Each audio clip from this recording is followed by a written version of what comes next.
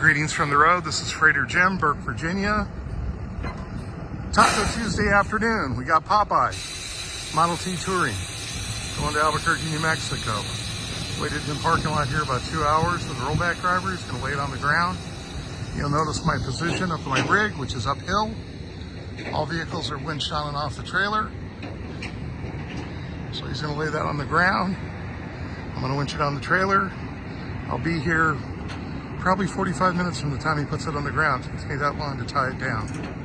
From here, I take this to Albuquerque. Then I have another Model T to pick up and take to Milwaukee, Wisconsin, or to Richmond, Indiana, to the Model T Ford Club of America Museum. You folks out there, I've transported over 450 Model Ts since 2006 of every configuration. Google Model T transport, see what comes up, the first hit.